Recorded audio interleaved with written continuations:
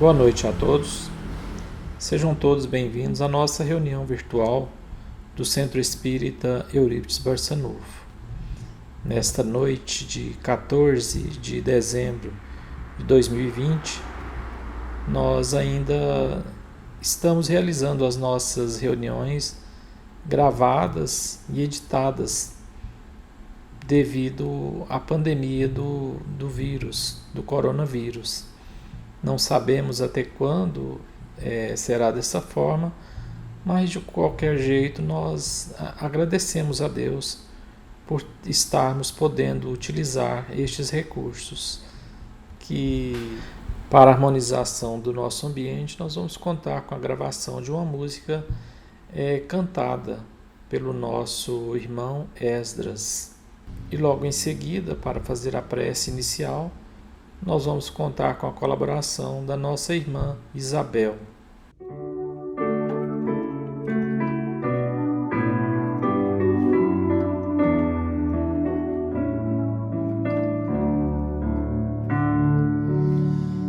Como a corça anseia pelas águas, eu anseio, Deus, por viver em tua presença como amado filho teu.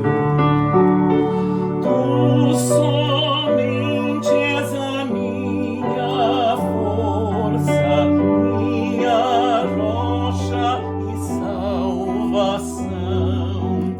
Tu, Senhor, és o bom tesouro que ganhou meu coração.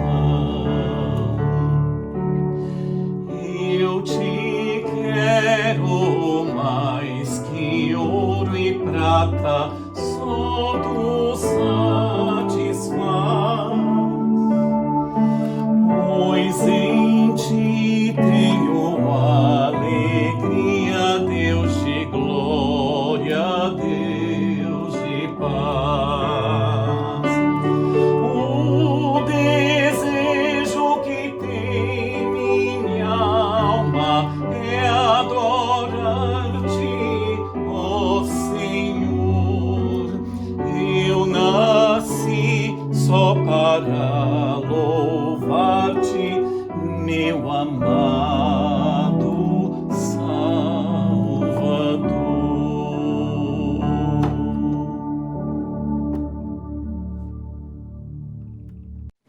Boa noite para nossa família Eurípides Barçanufo. É com muita alegria que estou aqui para fazer a prece inicial e quero desejar a todos muita saúde, muita luz, que Deus possa estar com cada um de nós, que a espiritualidade possa estar agindo nesse momento em nossos lares, em nossos corações e no nosso planeta. E que Deus, na sua infinita bondade, na sua infinita luz, possa vir ao nosso encontro a cada um de nós.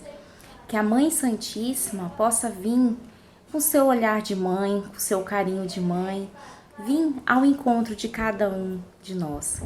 E que ela, como mãe que cuida de todos nós, possamos nessa noite abrir os nossos corações para essa noite ouvir essa palestra, que nós possamos ouvir e aprender um pouquinho dos ensinamentos dessa noite. Ave Maria, cheia de graça, Senhor é convosco. Bendita sois vós entre as mulheres, e bendito é o fruto do vosso ventre, Jesus. Santa Maria, Mãe de Deus, rogai por nós, pecadores, agora e na hora de nossa morte. Que assim seja. A todos, uma boa palestra. Obrigado, Isabel.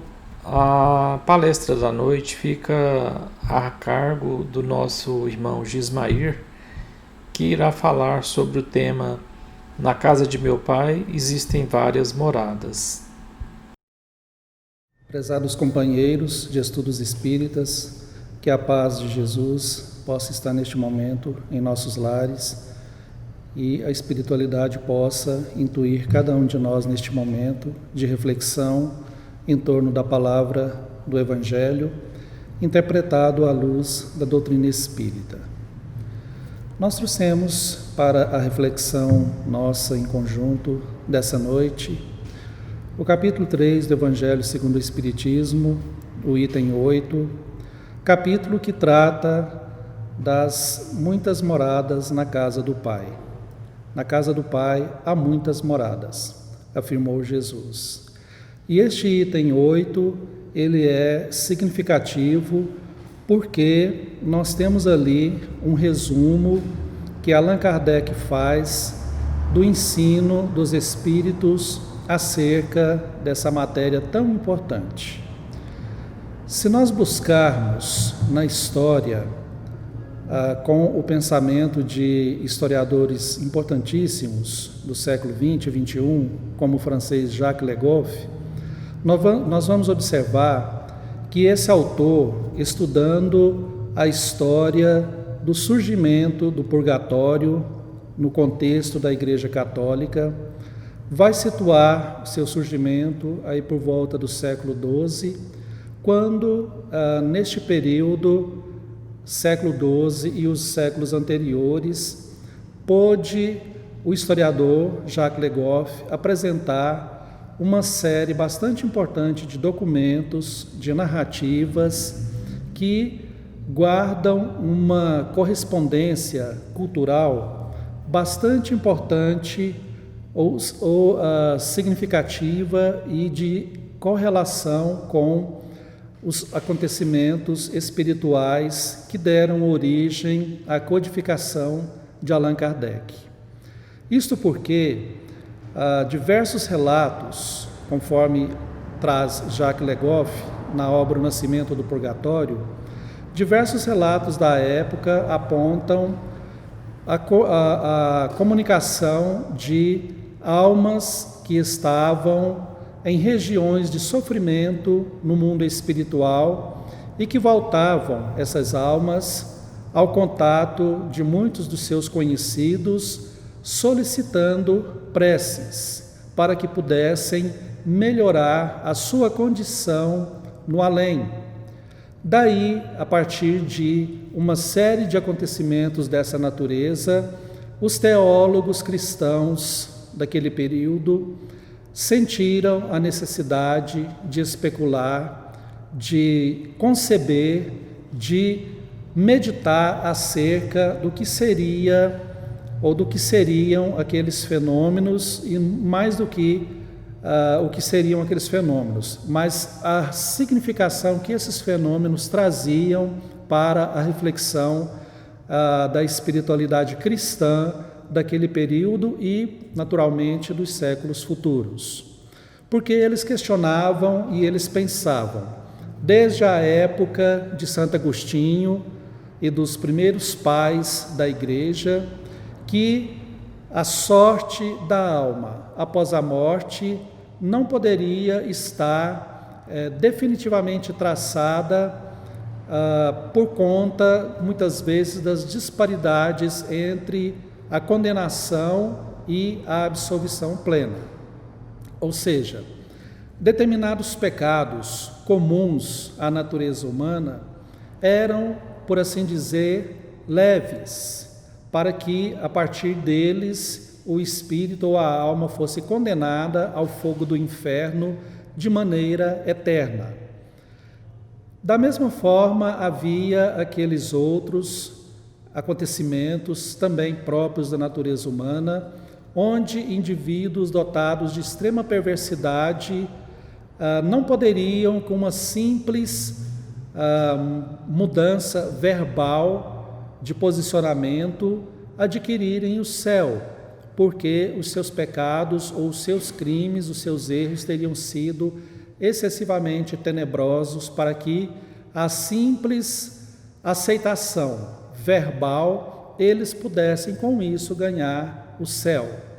Então, diante dessa dualidade, dessa dicotomia, os pensadores foram levados à conclusão da possibilidade de uma situação intermediária, nem céu, nem inferno, algo que fosse um meio termo entre estas duas realidades espirituais da alma após a morte.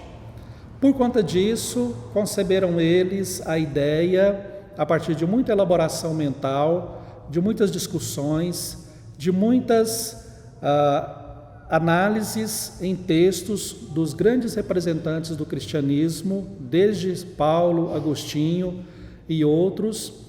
Eles puderam então chegar à conceituação do purgatório. A palavra purgatório vem de purgar, que significa purificar, ou seja, é um momento, uma situação ali no além, onde a alma vai purgar. Se ela não é tão pecadora para merecer o inferno, mas ao mesmo tempo não é tão pura para merecer o céu, deve haver ali, nas instâncias do além, uma espécie de condição intermediária para que ela pudesse então purgar, ou seja, purificar-se, ser submetida a provas, para a partir dessas provas, dependendo do resultado, ela ir definitivamente para o céu ou para o inferno. Por muito pouco, a igreja naquele período não chegou à concepção espírita acerca da realidade de além-túmulo, porque para chegar à concepção espírita teria que a igreja admitir o princípio universal da reencarnação, ou seja, conforme a doutrina espírita, conforme a análise que Allan Kardec faz, o purgatório, este momento de purificação da alma, que é submetida a provas para purificar-se de determinados defeitos, ou é punida em alguns contextos em que pecou severamente. Ela realiza estas possibilidades em seu destino mediante a submissão a uma nova existência corporal. Então, para a doutrina espírita, conforme as palavras de Allan Kardec, que são referendadas pelo Espírito Emmanuel no livro A Justiça Divina, nós temos no Instituto da Reencarnação, ou no princípio da reencarnação, a realidade acerca daquilo que os teólogos cristãos daqueles tempos intuíram acerca do purgatório. Ou seja, o purgatório é a nossa jornada reencarnatória pelo plano físico. Por quê? Porque aqui no plano físico nós encarnamos basicamente com finalidade única, que é a da evolução espiritual, mediante duas finalidades que estão, por assim dizer, a reboque dessa finalidade maior, que é a da evolução, ou seja, a finalidade da expiação e a finalidade da provação, ou seja, o sofrimento que nós passamos aqui no plano físico significa a expiação, com X, no sentido de pagar os nossos equívocos de outros momentos existenciais. E a provação significa aquele sofrimento ou aquela condição em que nós trabalhamos para melhorar determinados aspectos da nossa personalidade espiritual. Então, a doutrina espírita surge como um verdadeiro ou uma verdadeira luz para a nossa compreensão acerca do destino humano. Mas o que teria isso exatamente a ver com a realidade das muitas moradas na casa do Pai? No Evangelho de João, no capítulo 14, versículos 1, 2 e 3, Jesus fala aos discípulos: crede em Deus, crede também em mim. Na casa do Pai há muitas moradas. E afirma o Mestre que iria para essas moradas preparar o lugar para os seus discípulos, para que quando ele voltasse no sentido de conseguir adentrar definitivamente no coração humano, ali onde ele estivesse, ou seja, num ambiente espiritualmente higienizado e evoluído, ali também os seus discípulos estariam. Então, a partir desse momento que Jesus fala que na casa do Pai há muitas moradas, abre-se um leque extraordinário de possibilidades. E com a doutrina espírita nós temos uma análise ou uma possibilidade absolutamente única na história espiritual humana, sem demérito das demais formações religiosas. Isso por quê? Porque a doutrina espírita, já no século XIX, mediante o questionamento de Allan Kardec, a doutrina espírita trabalha com a possibilidade de que uma das vertentes das muitas moradas na casa do Pai seja a vastidão do cosmos, onde milhões de galáxias, milhões de estrelas, bilhões, abrigam mundos à saciedade, mundos que até o início dos anos 1990 ainda não haviam sido, por assim dizer, atestados fisicamente pela ciência da astronomia, mas que hoje já o é. A partir de 92, com a culminância em 94, os cientistas conseguiram vislumbrar pela primeira vez os chamados exoplanetas. O que são os exoplanetas?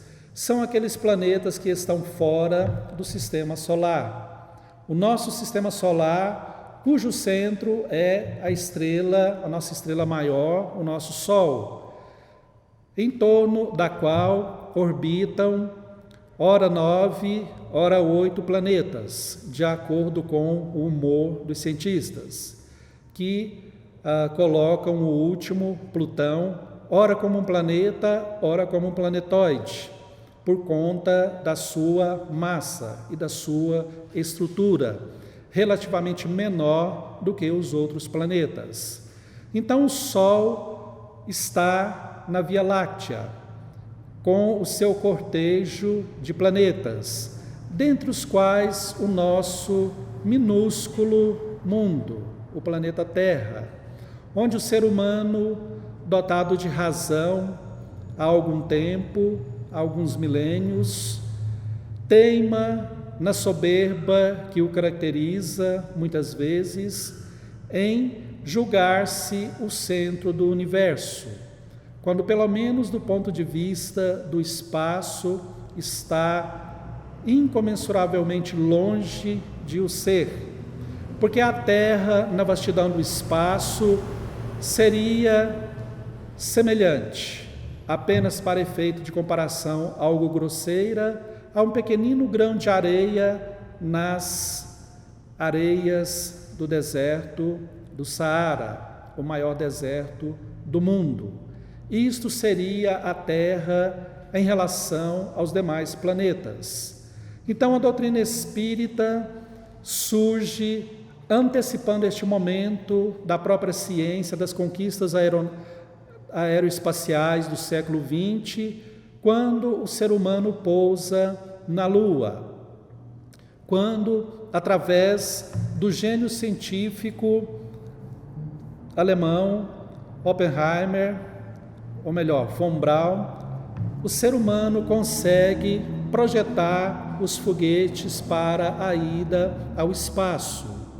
E ali no espaço pode divisar mundos e mais mundos numa dimensão infinita. E Allan Kardec então pergunta, lá no século XIX, em suas reuniões mediúnicas, ele pergunta aos espíritos: são habitados os mundos que enxameiam o universo? E eles respondem, os mentores espirituais, que sim, que a Terra estaria longe, muito longe, de ser um mundo mais evoluído em todos os sentidos. Ou seja, do ponto de vista da ciência, do ponto de vista da moral, da evolução espiritual, a Terra é um mundo ainda bastante atrasado. Allan Kardec estabelece com os seus parceiros espirituais uma didática para definir ou para colocar de maneira mais ou menos organizada a realidade espiritual e as suas respectivas moradias, as suas respectivas casas. Assim, pois, há os mundos primitivos, onde os mundos, geologicamente falando, estão em ebulição, em constante formação, numa verdadeira forja, numa espécie de laboratório químico em plena natureza. E ali a vida vai surgindo aos poucos com aquilo que aqui na Terra nós chamamos de os homens das cavernas, ou os antropopitecos, os Pithecanthropus erectus e outras nomenclaturas que a ciência estabeleceu para mostrar os primeiros hominídeos, cuja evolução durou milênios. Apenas para que tenhamos uma ideia, até a idade da pedra lascada, quando o ser humano conseguiu criar ou forjar, através do processo de lascar as pedras, uma pequena faca. Isto representou mais de 300 mil anos de jornada evolutiva em que utilizava-se a força bruta para rasgar os alimentos, a força bruta dos dentes, dos caninos, que eram protuberantes para rasgar a carne crua dos animais. A partir do momento em que a tecnologia da faca, da pedra lascada surge, o homem passa a cortar as carnes, os alimentos, e depois vem o domínio tecnológico do fogo, porque tudo isto é tecnologia. A humanidade surge e já traz embutida em si a tecnologia do dedo que forma a pinça, no gesto de segurar um determinado objeto. Desse dedo em pinça, as viagens espaciais. A história da tecnologia é simplesmente fascinante, extraordinária, mostrando que o ser humano cada vez mais vai ampliando os seus horizontes, as suas possibilidades.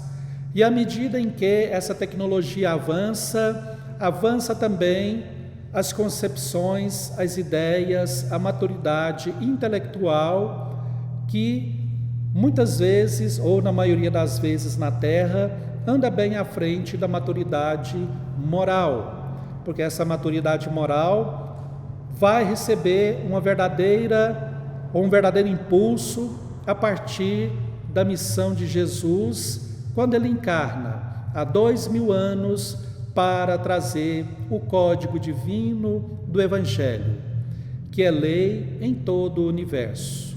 A lei do amor, a lei da consciência reta, a lei da consciência tranquila, a lei que permite com que sejamos cidadãos cósmicos, siderais, porque a doutrina espírita vai revelar duas modalidades das muitas casas na morada do nosso Pai Maior. A primeira delas, e nós vamos aqui fazer um recorte e trazer a nossa reflexão, ao nosso diálogo, a figura extraordinária de Chico Xavier, que trouxe, por assim dizer, uma ampliação daquilo que Allan Kardec estabelecera com os espíritos superiores. Porque a partir da obra de André Luiz, nós observamos o ganho de ideias relativos à nossa relação com o mundo espiritual. Já na codificação espírita, os mensageiros espirituais diziam a Kardec que os espíritos se reúnem por afinidades no mundo espiritual. E André Luiz nos mostra um pouco muito, digamos assim, dessa afinidade que reúne os espíritos na dimensão extrafísica da vida. Assim nós temos incontáveis cidades espirituais, incontáveis colônias espirituais, de todos os matizes, de todas as categorias. Desde nosso lar, uma colônia extraordinariamente evoluída para os nossos padrões terrenos, mas cujas almas estagiam, trabalham, em sua grande maioria, para regressarem à Terra. Enquanto um pequeno número dessas almas trabalham e estagiam para singrarem a eternidade, os céus cósmicos, irem conhecer a vida em outros orbes, outros planetas, no sistema solar, fora do sistema solar, adiante e mais adiante, anos-luz de distância da Terra, para estudarem, aprenderem e oportunamente retornarem à Terra para ampliar os nossos conhecimentos e a nossa percepção da moral divina mais elevada. Então, nosso lar é uma colônia extraordinariamente evoluída, embora não seja a mais, segundo algumas fontes mediúnicas. E à semelhança de nosso lar, existem incontáveis outras, mas há também aquelas colônias espirituais cujas cidades terrenas, com todos os seus problemas, violências e etc., representam um verdadeiro paraíso se comparado a essas regiões tenebrosas do mundo espiritual. Verdadeiros pântanos, verdadeiros guetos, verdadeiros pardieiros, como se fossem cidades medievais, burgos medievais, onde a vilania, onde toda sorte de vício e toda sorte de equívocos caracteriza os espíritos que ali estagiam. E estas almas, muitas vezes, renascem no plano físico após brevíssimo estágio, em colônias melhor situadas, graças à interferência espiritual dos seus amores de outras vidas, amores no sentido mais evoluído do termo, que patrocinam o retorno dessas almas. E nós podemos encontrar estas almas naqueles indivíduos totalmente ineptos para as relações sociais, aqueles indivíduos que se entregam com muito gosto e prazer à marginalidade, à violência e a toda sorte de equívocos. Esses indivíduos muitas vezes vêm ou provêm dessas regiões espirituais mais problemáticas. Mas então nós temos esta grande realidade no mundo espiritual, que fora, como dissemos no início, antevista em alguns fenômenos de natureza mediúnica, lá no período medieval, quando se esboçava, quando se buscava estabelecer a teologia acerca do purgatório, que, como dissemos e repetimos, veio ter a sua real dimensão apresentada pelo pensamento espírita. Então, Allan Kardec fala da vida no mundo espiritual com os benfeitores. E André Luiz, em sua missão, através de Chico Xavier, vem descerrar para o plano físico uma visão mais ampla desta realidade espiritual, das muitas moradas da casa do Pai que estão no planeta Terra. Mas a missão de Chico Xavier, a espiritualidade aproveita a sua extraordinária capacidade para ampliar os nossos horizontes acerca desse problema. É assim, pois, que nós temos uma obra escrita pelo Espírito Emmanuel que equivale, no plano cósmico, à obra de André Luiz em relação ao plano terreno. Porque o livro A Caminho da Luz, psicografado por Chico Xavier na década de 30, obra cujo prefácio de 1938, Emmanuel antecipa informações proféticas sobre o ano seguinte, falando que logo mais o mundo mergulharia numa guerra terrível. E em 1939, um ano depois do prefácio, Hitler, comandando a Alemanha nazista, invade a Áustria e a Polônia, dando início à Segunda Grande Guerra Mundial, que banhou em sangue a humanidade daquele período, com repercussões no plano espiritual, que ainda repercutem até os dias atuais. Nesta obra, portanto, A Caminho da Luz, o Espírito Emmanuel nos fala numa outra perspectiva, das muitas moradas da casa do Pai, porque ele nos fala de um mundo distante, a 42 anos-luz da Terra, um mundo que orbita uma estrela chamada Capela. E este mundo, semelhante à Terra, chegou em um momento de transição fundamental do seu destino em termos espirituais. Era o momento do degredo, era o momento do juízo final para aquele mundo, era o momento do expurgo que foi definido pelas autoridades espirituais. Segundo narrativas em torno de Chico Xavier, Jesus, à semelhança da terra, é o governador espiritual deste mundo distante de Capela. E lá ele delibera colocar aquelas almas recalcitrantes no mal, em um mundo distante, um mundo no sistema solar, o terceiro planeta, o planetinha azul. E planetinha é dito aqui com muito carinho, dentro da perspectiva grega da Terra como sendo a mãe Gaia, a nossa mãe natural. Tudo nós devemos à nossa natureza terrestre.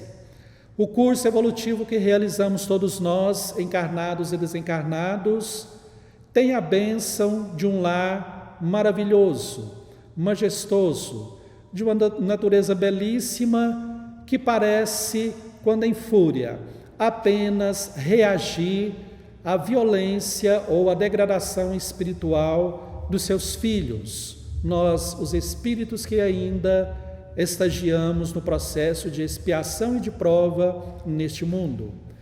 Então, o mundo distante de Capela era um mundo que estava em transição. As almas revoltadas foram degradadas para a terra e trouxeram para cá toda a narrativa que é encontrada antropologicamente nas mais diversas religiões, para nós, espíritas cristãos, ligada ao cristianismo judaico, de origem judaica, a narrativa de Adão e Eva, um mito, uma alegoria que representa a perda de um paraíso distante. A Terra, como aquele mundo há milhares de anos, que orbita a estrela Capela, o planeta Terra, neste exato momento, dentro de uma sincronicidade cósmica, chega ao seu momento de definição, o seu momento decisivo.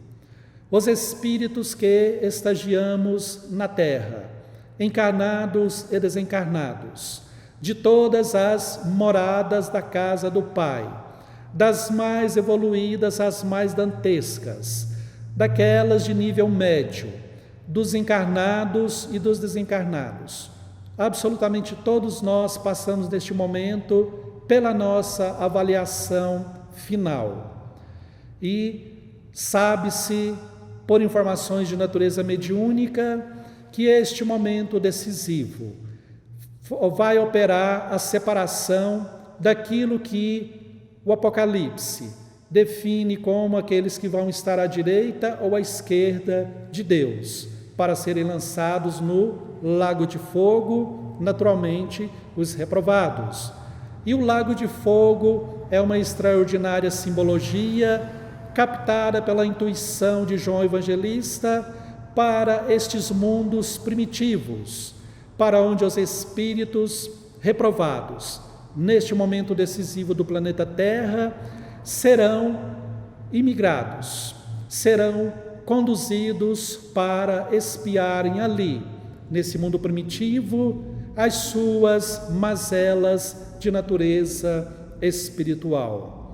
Já que nós não respeitamos a natureza, já que nós depredamos tudo, já que nós lançamos fumaça e mais fumaça nas queimadas para embaçar um céu límpido e azul e cristalino de uma beleza diamantina que a divindade nos proporcionou, é justo que mereçamos, pois, mundos onde a fuligem vulcânica empana a atmosfera, onde os lagos de fogo dos vulcões ceifam vidas em expiações coletivas daquelas almas que no século XX e anteriores e neste momento promovem a violência de maneira gratuita, espalhando o mal pela humanidade, vitimando muitos que não merecem, para os quais estas violências servem como uma espécie de provação para que eles também possam evoluir ainda mais. Diversas fontes mediúnicas têm reforçado.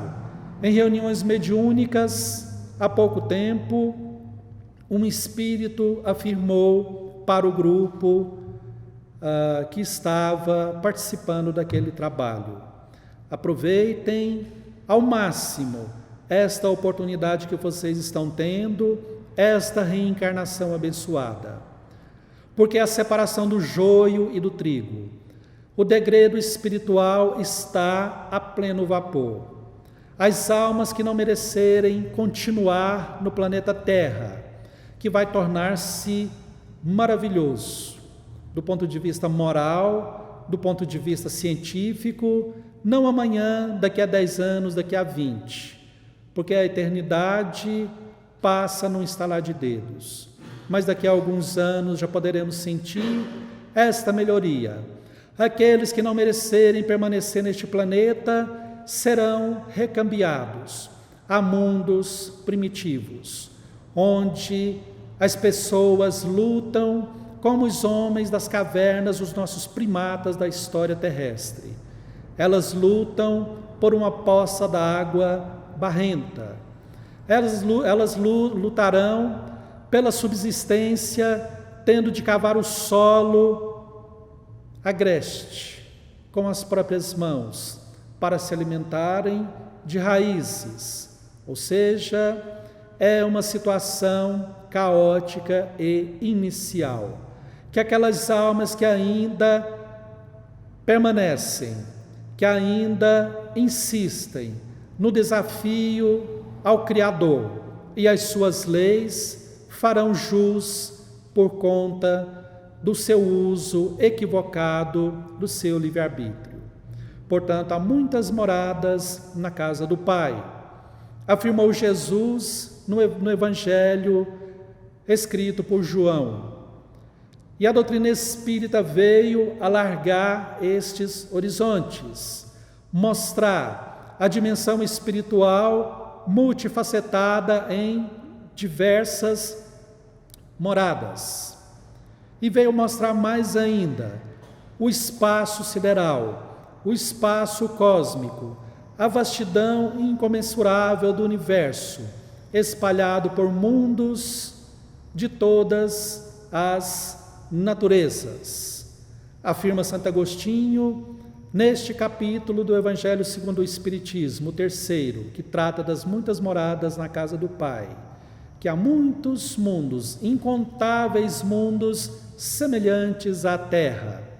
Ou seja, ele afirma algo no século XIX que a ciência terrestre viria há poucos anos, mais de 150 anos depois, pela voz da ciência, afirmar que planetas semelhantes à Terra talvez existam em números de bilhões. Planetas semelhantes à Terra. E planetas semelhantes à Terra quando a Terra era um mundo primitivo. Esforcemo-nos, pois, em busca do conhecimento de natureza espiritual, em busca do conhecimento ético, moral, evangélico, para que possamos merecer, para que possamos forjar o destino, na continuidade da terra que passará, à condição de um mundo de provas e expiações, para um mundo de regeneração, onde não mais teremos que lutar com tantas agruras, com tanta violência, com tanta desonestidade, mas teremos a possibilidade de encontrar almas bem intencionadas, não dizemos evoluídas, mas bem intencionadas, que já será uma grande possibilidade, ou um grande salto evolutivo para todos nós. Esforcemo-nos, pois, para que continuemos, para que possamos, como diz Jesus no Sermão da Montanha, bem-aventurados os pacificadores, porque eles herdarão a terra. Se nós não podemos ser aqueles pacificadores em âmbito coletivo, sejamos os pacificadores na casa íntima, na terra íntima de nossas mentes e de nossos corações, para que aqueles desencarnados ou encarnados que convivem conosco, ombro a ombro, possam enxergar em nós um esforço mínimo que seja de melhoria, para que também possam buscar uma melhoria que possibilitará a todos que estejamos irmanados na terra regenerada. Obrigado a todos pela atenção e muita paz. Obrigado, Gismair, por esta palestra muito esclarecedora. E na sequência nós contamos com a colaboração do nosso irmão Marlon, que fará a leitura do livro Agenda Cristã. Vamos aproveitar dos ensinamentos ali contidos. Olá, meus irmãos, tudo bem? Hoje nós faremos a leitura do livro Agenda Cristã, de André Luiz, psicografia de Chico Xavier. E nós pedimos aos irmãos que escolham um número de 1 a 10, e essa lição que você escolheu será para você meditar durante a semana, ok? Então hoje nós vamos ler o capítulo 38 do Agenda Cristã. Vamos lá? Não estrague o seu dia, é o título. Número 1. A sua irritação não solucionará problema algum. Número 1. A sua irritação não solucionará problema algum. Número 2. As suas contrariedades não alteram a natureza das coisas. Número 2. As suas contrariedades não alteram a natureza das coisas. Número 3. Os seus desapontamentos não fazem o trabalho que só o tempo conseguirá realizar. Número 3. Os seus desapontamentos não fazem o trabalho que só o tempo conseguirá realizar. Número 4.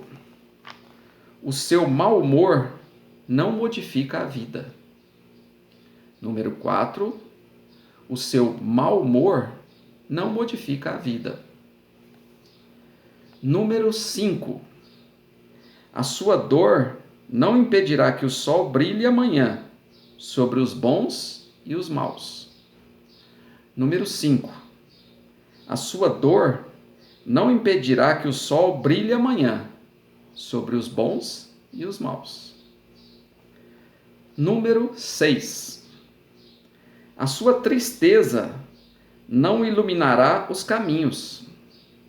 Número 6. A sua tristeza não iluminará os caminhos. Número 7. O seu desânimo não edificará a ninguém. Número 7.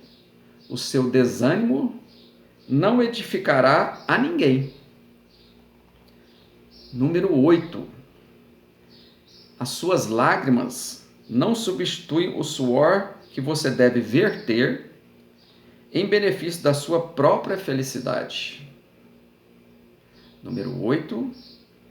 As suas lágrimas não substituem o suor que você deve verter em benefício da sua própria felicidade. Número 9. As suas reclamações, ainda mesmo afetivas, jamais acrescentarão nos outros um só grama de simpatia por você. Número 9. As suas reclamações, ainda mesmo afetivas, jamais acrescentarão nos outros um só grama de simpatia por você. E finalmente o número 10. Não estrague o seu dia.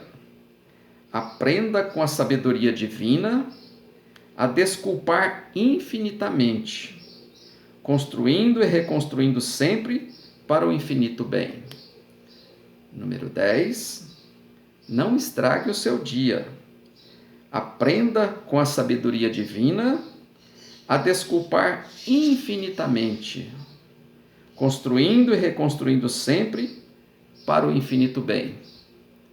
Obrigado e uma boa noite a todos. E na sequência, nós vamos contar com a colaboração do nosso irmão Pedro, que nos transmitirá o passe à distância, através dessa tecnologia. Lembrando que o nosso irmão Shang já dizia que o passe depende mais de quem vai recebê-lo, vai receber, do que de quem vai emitir. Se nós prepararmos o nosso organismo, nós prepararmos a nossa mente para receber, com certeza vamos receber e muito a cura, tanto para o nosso corpo físico como para o nosso espírito. Então, sejamos nós bons receptores. Dando prosseguimento às atividades da nossa casa, passaremos agora para a realização do nosso passe e transfusão energética, solicitando aos companheiros para que coloquem um copo ou uma garrafa de água ao lado do seu aparelho, para que a espiritualidade possa fluidificá-la, colocando o medicamento necessário ao restabelecimento da saúde da matéria e do nosso espírito, de conformidade com a nossa necessidade e o nosso merecimento. E assim, vamos iniciar este passe, rogando ao nosso Pai que permaneça conosco através desses incansáveis trabalhadores, nos assistindo e nos fortalecendo na nossa jornada. Senhor, fazei-me instrumento de vossa paz. Onde houver ódio, que eu leve o amor. Onde houver ofensa, que eu leve o perdão. Onde houver discórdia, que eu leve a união. Onde houver dúvida, que eu leve a fé. Onde houver erro, que eu leve a verdade. Onde houver desespero, que eu leve a esperança. Onde houver tristeza, que eu leve a alegria. Onde houver trevas, que eu leve a luz. Ó Mestre, fazei que eu procure mais consolar que ser consolado, compreender que ser compreendido, amar que ser amado, pois é dando que se recebe, e é perdoando que se é perdoado, e é morrendo que nascemos para a vida eterna. Que esta prece seja revestida em bênção, em paz, em luz, em energia positiva, fortalecendo a todos nós, caminheiros, à procura do nosso realizar espiritual através dos princípios do Evangelho e da doutrina do nosso amado Mestre Jesus.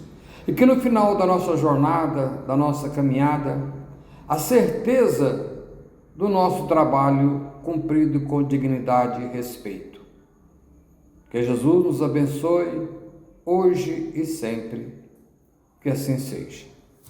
Obrigado, Pedro. E para finalizar, nós vamos contar com a colaboração da nossa irmã Nayana, que fará a prece de encerramento. Que Jesus nos abençoe a todos, que nós possamos ter uma boa semana e que na próxima segunda-feira nós possamos novamente nos unir em pensamento com este objetivo de estar aprendendo sempre mais e colocar em prática no nosso dia a dia os ensinamentos que recebemos. Que Jesus os abençoe e que nos dê força a todos. Queridos amigos, vamos dar por encerrada a reunião da noite de hoje e com ela vou fazer a prece final.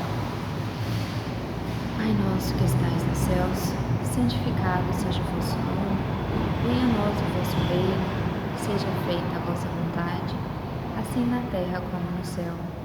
Pão nosso de cada dia nos dai hoje, perdoai as nossas ofensas, assim como nós perdoamos a quem nos tem ofendido.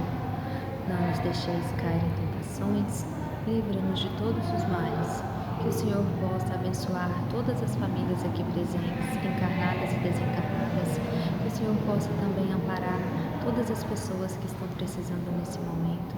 Muito obrigada por tudo e que assim seja.